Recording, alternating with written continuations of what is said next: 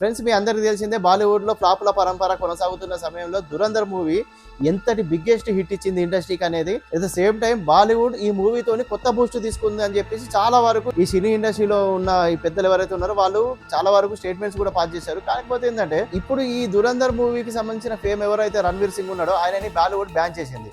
So ఈ బాలీవుడ్ అనేది ఇతన్ని బ్యాన్ చేయడానికి కారణం ఏంటి? ఇంతటి హై ఎనర్జెటిక్ హీరో మీద నాన్ కోఆపరేషన్ ఆర్డర్ ఎందుకు పాస్ చేయాల్సి వచ్చింది? అండ్ ఈ డాన్ 3 మూవీకి సంబంధించిన ఎవరైతే ఫర్హాన్ అఖ్తర్ ఉన్నారో ఆయన ఉన్న పలంగా ఈ రణ్వీర్ సింగ్ పైన ఈ ఎలిగేషన్ ఎందుకు వేశారు? ఇది టెంపరీ బ్యానా లేకపోతే పర్మనెంట్ గా బాలీవుడ్ ఇతన్ని బ్యాన్ చేసిందా? ఈ విషయానికి సంబంధించిన క్లారిటీ ఈ వీడియోలో మనం తెలుసుకునే ప్రయత్నం చేద్దాం. So let's begin today's episode.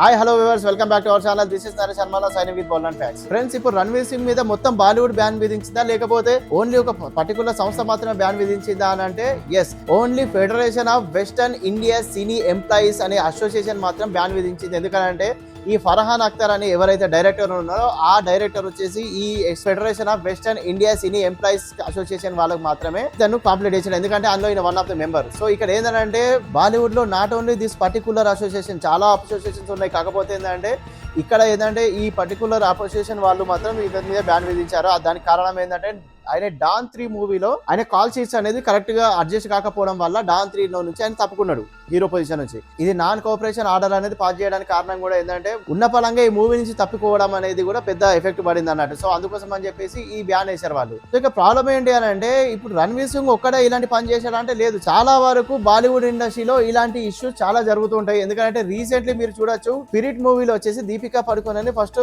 Heroine అనుకున్నారు. తర్వాత ఏమైంది, ఈ దీపికా పడుకోనికి సందీప్ రెడ్డి వంగ స్టోరీ ఎక్స్ప్లెయిన్ చేసిన తర్వాత ఆమె కాల్ షీట్స్ అనేది కరెక్ట్ గా అడ్జస్ట్ కాకపోవడం అండ్ ఆమె టర్మ్స్ అండ్ కండిషన్ పెట్టడం, రోజుకి నేను 6 hours వర్క్ చేస్తాను, అంతకన్నా ఎక్కువ వర్క్ చేయను, ఆమె టైం ని బట్టి షూటింగ్ ని అడ్జస్ట్ చేసుకోండి, నాకు ఇష్టం ఉన్నప్పుడు నేను వస్తాను అన్నట్టు ఇలాంటి కొన్ని టర్మ్స్ అండ్ కండిషన్ పెట్టడం వల్ల సందీప్ రెడ్డి వంగ లాంటి ఒక డైరెక్టర్ ఆమెని కరివేపాకుని తీసి పడేసినంత ఈజీగా తీసి పడేశాడు. ఎందుకంటే సందీప్ రెడ్డి వంగ లాంటి ఒక డైనమిక్ డైరెక్టర్ కి ఇలాంటి వాళ్ళు ఇలాంటి టర్మ్స్ అండ్ కండిషన్స్ పెడితే ఆయన అక్కడే పెడతాడు. ఓకే, ఎక్కడనే మీకు అందరికి తెలిసే ఉంటది.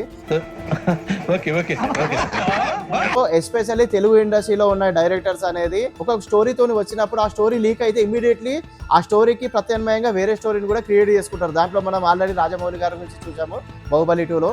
At the same time Sandeep Reddy Vanga ఏదైతే స్టోరీ ఎక్స్ప్లెయిన్ చేశాడో దీపికా పడుకోనకి, ఆమెని ఆ మూవీలోకి నుంచి తీసేస్తున్నామని చెప్పి అనౌన్స్ చేసిన వెంటనే ఈ స్టోరీకి సంబంధించిన ఏదైతే తనకి ఎక్స్ప్లెయిన్ చేశాడో ఆ స్టోరీని ఆమె బయట రివీల్ చేస్తానని చెప్పేసి ఓపెన్లీ వార్నింగ్ కూడా ఇచ్చింది. వార్నింగ్ ఇస్తే అప్పుడు కూడా ఆమె మాటల్ని ఇలా తీసి పక్కన పడేశారు. నువ్వు ఆ స్టోరీని బయట పెడితే ఆ స్టోరీకి ప్రత్యామ్నాయంగా వేరే స్టోరీని కూడా రెడీ చేసుకొని ఉంచుకుంటాడు అన్నట్టు. ఎందుకంటే సందీప్ రెడ్డి వంగ రేంజ్ అది. ఓకే, సో ఇక్కడ మ్యాటర్ ఏంటంటే ఇప్పుడు బాలీవుడ్ లో ఇలా లాస్ట్ మినిట్ లో హీరోలు కానీ హీరోయిన్లు కానీ తప్పుకోవడం అనేది కొత్త ఏం కాదు, ఇంతకుముందు ఎప్పటి నుంచో జరుగుతున్నాయి. ఎందుకంటే పెద్ద హీరోలు ఎవరైతే ఉన్నారో షారూక్ ఖాన్, సల్మాన్ ఖాన్, అమీర్ ఖాన్ ఇలాంటి వాళ్ళు కూడా కొన్ని మూవీస్ ని వాళ్ళు లాస్ట్ మినిట్ లో తప్పుకున్నట్టు కొన్ని వార్తలు ఉన్నాయి. ఫర్హాన్ అఖ్తర్ వచ్చేసి ఆయన కొత్త టోటల్ స్టోరీ ఎక్స్ప్లెయిన్ చేసిన తర్వాత లాస్ట్ మినిట్ లో కాల్ షీట్స్ సెట్ కాకపోవడం వల్ల ఈయన తప్పుకున్నాడు. తప్పుకోవడం వల్ల ఏమైందంటే ఆయనకి 40 crores లాస్ వచ్చిందని చెప్పేసి ఈ federation of Western India Cine employees association కి వాళ్ళు కంప్లీట్ చేశారు. కంప్లీట్ చేసిన వెంటనే ఏమైంది, అతని మీద నాన్ కోఆపరేషన్ ఆర్డర్ అనేది పాస్ చేశారు. సో అలా చేయడం వల్ల ఏమైందంటే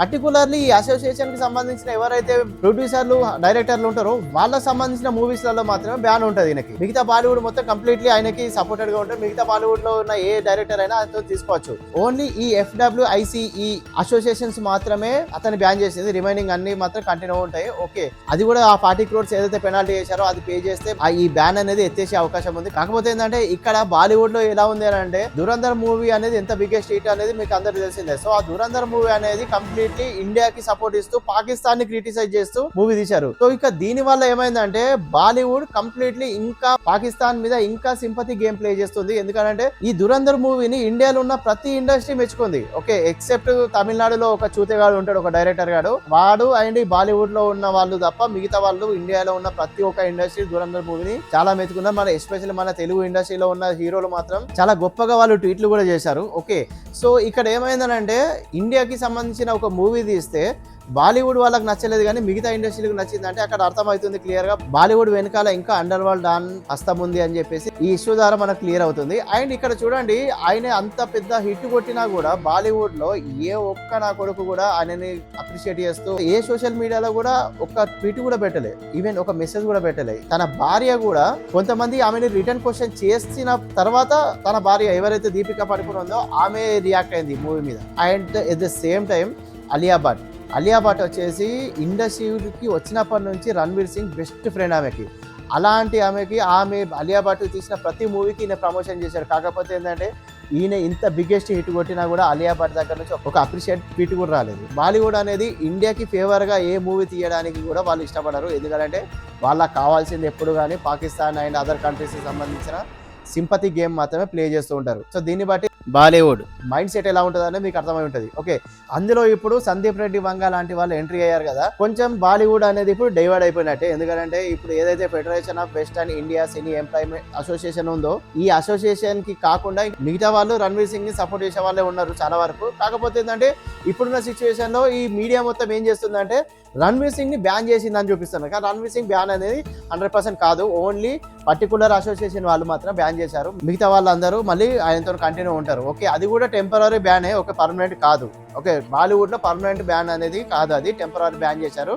అది కూడా 40 crores అనేది పెనాల్టీ వేశారు. 40 crores కడితే మళ్ళీ వాళ్ళు కూడా కంటిన్యూ చేసే అవకాశం ఉంది. కానీ రణ్వీర్ సింగ్ ఆ 40 crores కడతాడా లేదా అనేది ఇక అది ఆయన ఓన్ డిసిజన్. ఓకే, సో ఇక్కడ ఆలోచించాల్సిన థింగ్ ఏంటంటే ఇప్పుడు బాలీవుడ్ లో ఈ లాస్ట్ మినిట్ లో హీరోలు హ్యాండ్ ఇవ్వడం అనేది కొత్త ఏం కాదు. రీసెంట్లీ మీకు చెప్పాను కదా, ఇప్పుడు స్పిరిట్ మూవీలో కూడా దీపికా పడుకొని వచ్చేసి సందీప్ రెడ్డి వంగకి హ్యాండ్ ఇచ్చి వెళ్ళిపోయింది కదా. సందీప్ రెడ్డి వంగ కూడా అసోసియేషన్ ని రీచ్ కాలే కదా ఆ విషయంలో. ఎందుకంటే చాలా వరకు బాలీవుడ్ స్టార్స్ అందరూ ఇలాంటి లాస్ట్ మినిట్ లో హ్యాండ్ ఇవ్వడం అనేది కామన్.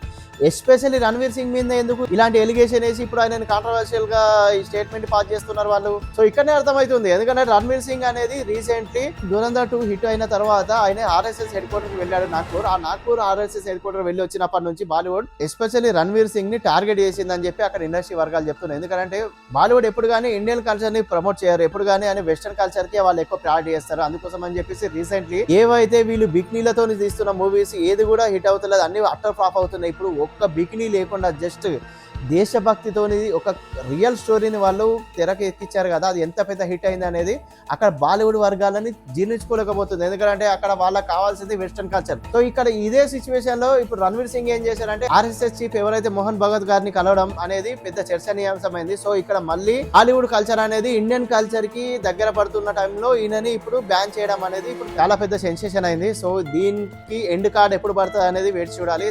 ఈ టాపిక్ పైన రణ్వీర్ సింగ్ రియాక్షన్ ఏంటి అనేది ఇప్పుడు వరకు ఇంకా బయటికి రివీల్ కాలేదు. ఒకవేళ రణ్వీర్ సింగ్ బయటకు వచ్చి ఆయన ఏం స్టేట్మెంట్ ఇస్తాడు అనే దాని మీద ఇప్పుడు చాలా వరకు అందరూ వెయిట్ చూస్తున్నారు. సో ఇది ఫ్రెండ్స్ ఇయాటి టాపిక్. నెక్స్ట్ వీడియోలో మరొక ఇంపార్టెంట్ టాపిక్ తో మళ్ళీ మేము ముందుకు వస్తాను. అప్పటి వరకు keep watching our channels. I'm signing up in this video right now. జై హింద్, జై భారత్.